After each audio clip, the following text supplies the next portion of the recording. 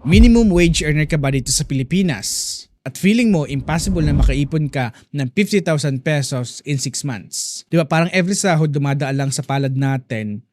Yung pagdating ng bills, pagdating ng pamasahe, pagkain, padala sa pamilya, load, utang, at kung ano-ano pa. Di ba nauubos agad ang ating mga sinasahod.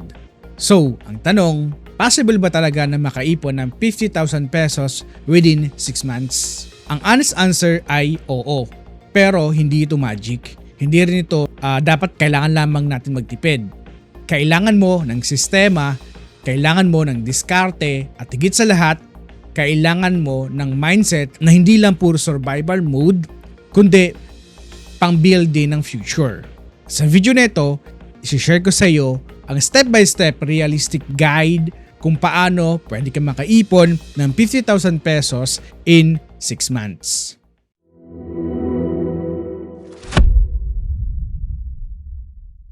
So bago ang lahat, yung data na makikita mo dito sa ating video ay nanggaling ito sa ating website, sa ating research tab. Makikita mo dito yung fundamentals, business model, and also yung risk factors ng kumpanya, at magkakaroon ka ng malawak dito na idea. Dito lamang yan sa research tab natin.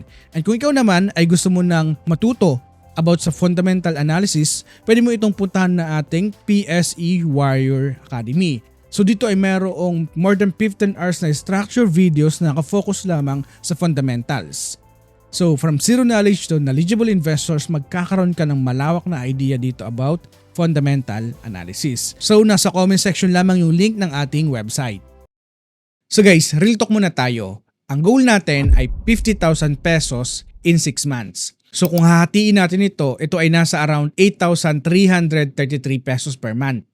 At kung ang daily target natin ay nasa 278 pesos per day. So ngayon, kung minimum wage earner ka, sasabihin mo na agad ito. Grabe, paano naman ako makakaipon ng ganyan kalaki per day, ang sweldo ko nga ay kulang pa sa pang-araw-araw? Yes, valid naman yan. Kaya lilinawin natin, ang video na ito is not about pretending na madali lang ang buhay. At hindi rin ito yung toxic positivity na sipagan mo lang. Hindi rin ito yung fake guru advice na skip your coffee to become rich.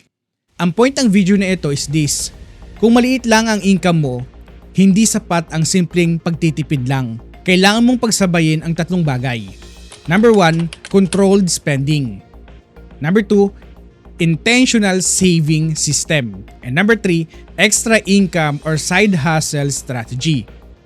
Dahil kung ang plano mo lang ay umasa lang sa natitirang barya after the expenses, malamang wala talagang matitira dyan. Hindi ka makakaipon by accident, makakaipon ka lang by design. At ito ang exact step-by-step design na pag-uusapan natin. Step 1, track your real numbers for 30 days. Hindi pwedeng feeling ko dito na pupunta lahat ng pera ko. Kailangan meron kang actual. Isulat mo lahat, pamasahe, pagkain, load, online shopping, soft drinks, yosi, milk tea, inuman, utang na binabayaran mo, padala sa pamilya, cash advance, kahit piso pa yan, napaka-importante niyan. At bakit ito importante? Kasi maraming minimum wage earner ang hindi naman totally walang pera. Ang problema, leaking ang pera. Ay minsan hindi mo napapansin na 70 pesos dito, 120 doon, 50 pesos load, 150 sa cravings, 200 pesos sa deserve ko to. Hanggang sa pagdating ng katapusan ng linggo, wala ka ng pera. Ang unang goal mo ay hindi agad makaipon ng 50,000 pesos. Ang unang goal mo is mahuli kung saan tumatakas ang pera mo. Okay, gawin mo ito. Simple bucket expense na pwede kong ibahagi sa'yo. Okay, number 1 is yung needs. So dito, sa simple bucket na ito, dito mo ilalagay yung mga pagkain, pamasahe, bills, renta, family support. Sa next bucket, yung tinatawag natin na leaks. Yung mga impulsive gastos natin, convenience spending, subscriptions, and bisyo. Another bucket, itong growth. Dito yung ipon, emergency fund, small business capital, or investment capital. So mapapansin mo, usually meron kang 1 to 3 major money leaks sa ginagawa mo.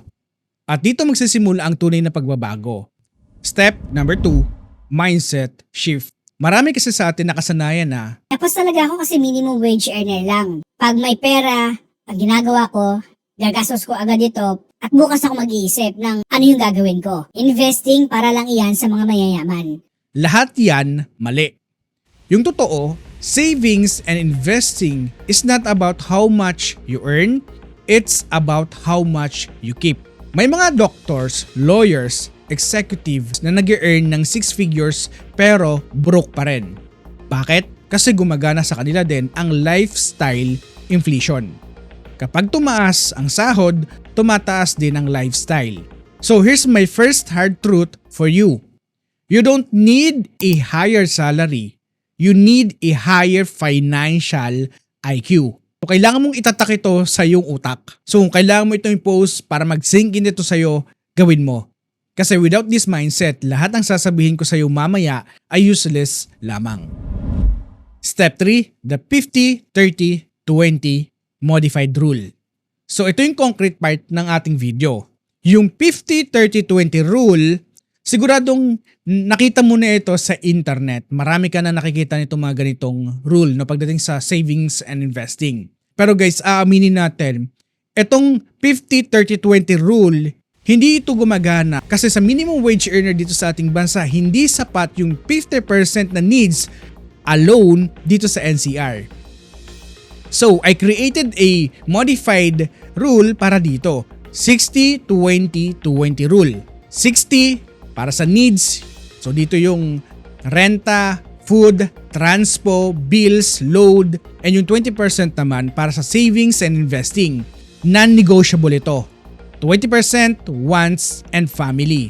Kasi tayong mga Pilipino, di ba, mayroon talaga tayong family obligations. So, kung nag-earn ka ng 13,500 pesos per month, yung 8,100 para yan sa needs. Yung 2,700 para yan sa savings and investing. And yung another 2,700 para yan sa wants and family allowance. Okay, so for sure, marami sa inyo magsasabi, Paano yan? Paano ko makakaipon? Di ba sabi mo kanina nasa 8,000 pesos per month ang dapat nating maitabi para makaipon within 6 months? Paano ako makakaipon ng 50,000 pesos? okay, sandali lang. Dadagdagan natin ito sa later ng chapter ng mga video na ito. At dito papasok mamaya yung side hustle na pwede kong ibahagi sa inyo today. So for now, yung mga basic muna na dapat nating matandaan. Step 4, pay yourself first. Ito yung pinaka game changer for me. Kasi kailangan natin itong i-automate. Dati kasi, di ba, pag may sweldo tayo nakukuha, ang kasunod dyan, gastos. Pag mayroong natirang kaunti, pwede nating i-save. Pero ang resulta ng karamihan ng ganito, walang natitira. So ang ginawa natin ngayon, sweldo, save agad, tsaka na yung gastos. Ito yung tinatawag natin na pay yourself first. So, paano mo ito gagawin? So ito yung step by step para ma-automate natin ito. So sa step 1, para ma-automate ito, mag-open ka ng separate digital bank accounts today. So yung mga option ko pagdating sa mga digital banks ay ang CIMB Bank, Maya Bank, C-Bank, or Tonic, no? Pwede mong gamitin niya yung mga digital bank na ito. So bakit mo ihihiwalay? Yun ang pinakatanong natin. Kasi out of sight, out of mind na tinatawag. Hindi mo ma-check, hindi mo magagastos. Minsan kapag hindi mo nakikita, nakakalimutan natin, mayroon na pala tayong na-isa-save o natatabi. Step 2, sa mismong araw ng sweldo, bago ka bumili kahit ano, mag-transfer ka na sa iyong savings account. I-auto-debit mo kung kinakailangan. Okay, gawin mo ito every 15th to 13th month kapag nakakakuha ka ng sweldo, i-transfer mo na agad. Step 3, huwag mong galawin kung ano yung naitatabi mo sa iyong digital bank. Period. Pretend it doesn't exist. Okay? That alone, in 6 months, nakasave ka na ng 16,200 pesos just from automation. But that's still not 50,000 pesos, di ba? Tara, pag-uusapan natin dito sa next step natin. Step 5, side hustle na wala masyadong puhunan. So here's the hard truth. Kung ikaw ay isang minimum wage earner, mahirapan ka talagang makaabot sa 50,000 pesos in 6 months. So kailangan natin na itaas ang ating income. So ito yung mga nakikita ko today na pamamaraan para makakuha ka ng another side hustle or extra income na zero yung puhunan or wala masyadong puhunan. Number 1 ay ang affiliate marketing. So today, marami na ang kumikita sa pamamagitan ng pag-affiliate lamang sa pamamagitan ng TikTok, Shopee, Lazada. Ang dami mong pwedeng pagkakitaan dito. At kung titignan mo, marami na rin yung nagpapatunay na talagang kumikita sila ng malaki sa pag-affiliate gamit lamang ang internet. So kung susumahin, mahilig ka rin naman mag-shop sa online. So why not ang gawin mo yung mga binibili mo kung nagugustuhan mo yung product, i-showcase mo ito sa iba para may share mo rin ito at para marami din ang maengganyo na bumili sa product na nagugustuhan mo. Simple as that. Okay. Another is online tutoring. Okay. Pwede kang mag-rate dito ng 150 to 300 pesos per hour. Sa platform like 51Talk, RareJob, kahit beginner ka lamang, pwede kang kumita dito. So kung magaling ka sa English, sa mga grammar or mathematics, anything history, pwede mo itong i-showcase sa online para kumita ka rin ng another extra income. So another is selling pre-love items sa carousel, sa Facebook Marketplace. Kunyari, okay, so ito yung mga damit, kunyari na sobrang liit na sa'yo, okay, mga gadgets na napaglumaan na libro, pwede mo itong ibenta agad. Another is freelance writing or virtual assistant. No? And today sa VA, sobrang dami din ng kumikita din dito today. Kahit maglaan ka lang ng 1 to 2 hours per night, possible na makakuha ka ng 5,000 to 10,000 pesos per month kung gagawin mo ito ng consistent. And marami na din yung patunay na marami din ang kumikita pagdating sa virtual assistant. So on our sideline ay food reselling. Pwede kang bumili or gumawa ka ng mga baked goods, pwede mo itong ibenta at umpisahan mo sa iyong office mates, sa mga kakilala mo. Kasi sila yung nakakakilala sa iyo agad-agad. Pwede mo sila mabentahan. So kung gagawa ka ng mga side hustle na ganito, matutulungan ka nito na mapabilis na maabot ang 50,000 pesos mo in 6 months. Step number 6, the Pinoy investor transition. Now, this is where my video differs from other savings video. Saving is great, but para sa akin, hindi ko lamang ito itatabi sa bangko. Kasi ang totoo, inflation eats your savings. And based sa history, ang ating inflation ay naglalaro sa 4 to 6% per year over the long run. Sa bangko, usually pag pinapark lamang natin ang ating pera, kumikita lamang ito ng 0.25%. You're losing money by savings alone. So you have to become an investor. So nowadays, pwede ka na makapag-open ng online broker account dito sa ating bansa sa halagang 1,000 pesos lamang. A minimum of 1,000 pesos, makakapagsimula ka na makapag-invest dito sa ating bansa. And napakahalaga ngayon na mag-umpisa tayo today kasi ang ating merkado ay bagsak. Marami na mga kumpanya yung mabababa ang presyo para makakuha ka sa talagang sobrang lalim na presyo ng mga kumpanya dito sa ating bansa. And also, kung ikaw talaga isang minimum wage earner at gusto mong matuto kung paano mag-invest, mag-email ka lamang sa nakikita mong email address dyan at para mapag-usapan natin kung paano kita matutulungan kung paano mapalago ang iyong kinikita.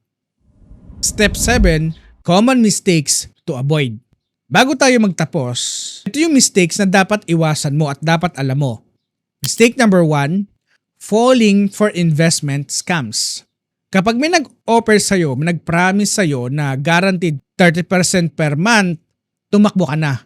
Walang ganyan na returns. Yan ay isang malaking scam. Mistake number 2, over-investing without emergency fund. Bago ka mag-invest, kailangan mo meron kang 3 to 6 months worth of expenses na liquid na naandyan sa iyong savings account. Para kapag nawalan ka ng trabaho, hindi mo babawiin or gagalawin ang iyong investment na paunti-unti pa lamang kumikita.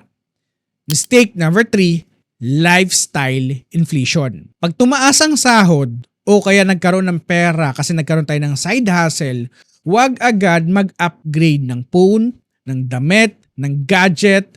Save the race, spend the base. Mistake number 4, walang tracking. Kung hindi mo tinatrack ang iyong money spending, hindi mo ito magagamit. Use yung mga app like Wallet, Spendy, or Money Lover. Kahit simple notebook, okay na. No? Basta matatrack mo kung ano yung ginagawa mo sa iyong pera.